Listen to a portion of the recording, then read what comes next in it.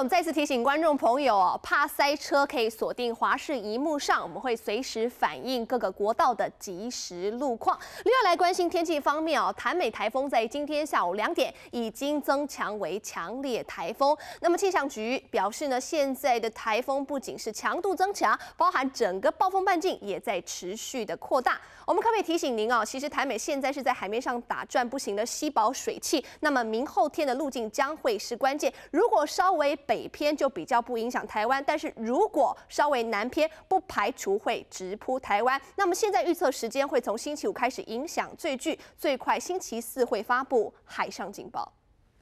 玉兔一捣完药，台风可能要来捣乱。潭美台风要来打乱这一片秋天平静无波的好光景。气象局下午2点发布，潭美台风增强为强烈台风，以每小时13公里的速度向西北西进行。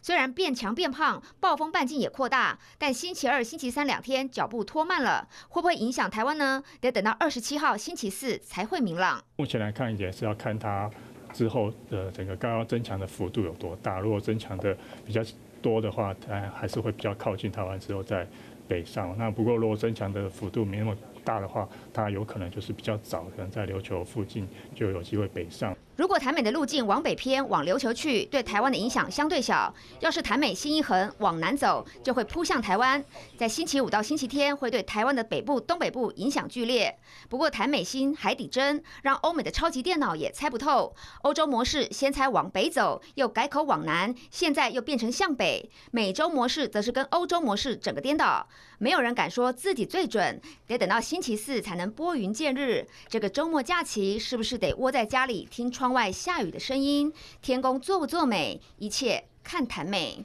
记者黄敏慧、方启年报道。